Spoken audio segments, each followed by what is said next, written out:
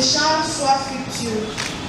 Nous t'avons ainsi prié au nom de ton Fils, Jésus le ressuscité, qui vit avec toi dans l'unité. Amen. Amen. Au nom du Père et du Fils et du Saint-Esprit. À toi, nourrier de la salle, apôtre des enfants et gardien de la foi, vainqueur de l'ignorance, à la merci vacant, honneur à toi, honneur à toi. Les conséquences seraient désastreuses parce que aujourd'hui, l'Amazonie, qui était le premier poumon mondial, même si officiellement cela n'a pas été dit, avec tout ce qu'il y a eu comme feu de brousse au niveau de l'Amazonie, il y a eu vraiment une perte assez grave. Ce qui relève la forêt équatoriale à la place du premier poumon mondial au niveau en termes de stockage de carbone. Si la RDC aujourd'hui perd la forêt équatoriale, en tout cas, on va vers la fin. Nous allons courir vers la fin parce qu'on n'aura plus la capacité, le monde n'aura plus la capacité de respirer comme il se doit. Et on sera maintenant submergé par tout ce qu'il y a comme effet de gaz à effet de serre. Donc oui, la RDC doit préserver en tout cas sa qualité de pays solution pour pouvoir préserver en même temps le monde. Mais sans oublier le fait que le développement est aussi important pour ce pays. Donc on doit aussi tenir compte bien que le développement, ça coûte. Le développement coûte sur l'environnement. Mais il faut chercher à trouver un équilibre pour pouvoir faire en fait bénéfice de tous les côtés.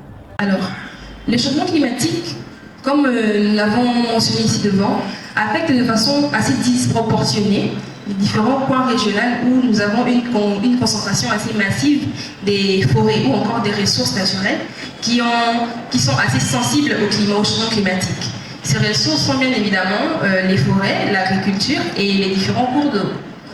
Et ce changement a beaucoup plus d'impact dans les pays qui ont la capacité de lutter tout simplement parce qu'il y a un petit déséquilibre en matière d'économie et de capacité d'adaptation.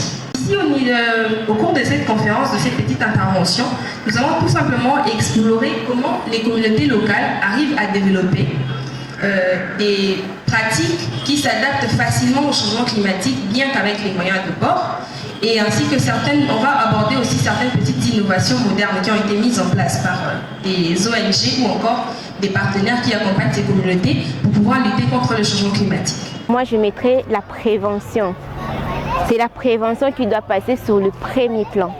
Et quand nous parlons de la prévention de l'hypertension artérielle, c'est d'abord la sensibilisation des habitants, la sensibilisation de la population, la sensibilisation et la capacité aussi des personnels soignants. Donc, au moment où nous avons une population qui est informée, des personnels qui sont capacités, nous allons vraiment intervenir, agir et peut-être même ralentir la progression de l'hypertension artérielle.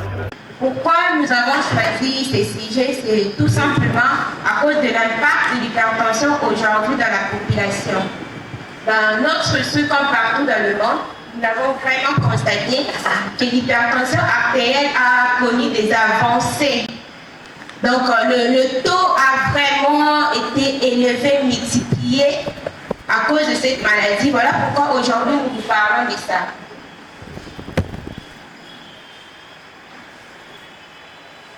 Et pour la présentation, nous allons parler de 6 points essentiellement. Nous allons parler de l'hypertension. C'est quoi l'hypertension artérielle?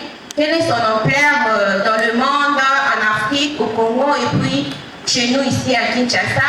Quels sont les signes de l'hypertension artérielle? À quel moment une personne peut suspecter l'hypertension? À quel moment une personne peut penser aller se faire dépister et peut douter qu'il a de l'hypertension artérielle? En quelque sorte, c'est ça. Et puis, on parlera de causes. Qu'est-ce qui pousse une personne à faire l'hypertension artérielle? Quels sont les éléments qui concourent pour qu'une personne fasse l'hypertension artérielle? Après, quelles en sont les conséquences? Les conséquences, c'est juste des complications. Quand vous êtes hypertendu, vous risquez quoi? C'est quoi les complications que l'hypertension artérielle peut vous apporter? Et puis, nous allons donner quelques recommandations. Que faire? Vraiment, que faire quand vous êtes déjà hypertendu? Que faire pour prévenir l'hypertension? Que faire pour mieux vivre avec votre hypertension artérielle? C'est ça les éléments dont nous allons évoquer.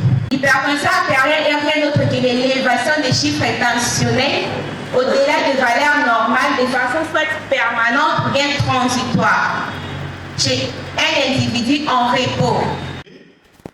La Sainte Université fut, c'est pas pour rien que je l'ai choisi, fut la première université au monde à porter le nom du saint fondateur, Saint Jean-Baptiste de La Salle, d'où nous tirons La Salle. Première université au monde à porter le nom du saint fondateur. Mais figurez-vous, c'est déjà en 1863. Les performances, on en parle aussi. Faites vos recherches avec les références que j'ai citées. Retenez seulement IALU, ajoutez www et après ajoutez org et vous entrez dans le site. Vous allez voir beaucoup d'universités avec les villes où elles sont installées et les types d'options qui existent et d'autres détails qui continuent. Voilà. Alors, on peut se poser une question. Comme j'ai dit, le dynamisme se manifeste dans, s'il faut prendre ça dans les termes d'études des économistes, des financiers, ils aiment bien parler en termes de comportement. Donc vous avez une grandeur, vous allez étudier son comportement. Ce n'est pas une personne humaine. Hein. Il y en a qui pensent que quand on parle de comportement, c'est seulement des humains. Non, il y a aussi des comportements dans le domaine de la science. Comportement, on pouvait prendre un titre, si quelqu'un pourra s'y mettre un jour, comportement du réseau de la SAGEN internationale, la SAGEN des universités au monde. Rien que ça, vous avez déjà beaucoup de gens ont peur. Peur de se faire dépister parce qu'ils ne savent pas ce qui les attend. Et la peur, c'est ce qui n'a béli. Je vais faire comment? Et on passe directement à la mort. Et la mort, comme on ne sait pas où on va, conclusion, on a peur de se faire dépister. Et puis on meurt quand même. Le mobile principal qui fait peur aux gens, c'est la mort. Et savoir qu'on a ça et qu'on va mourir, c'est tout.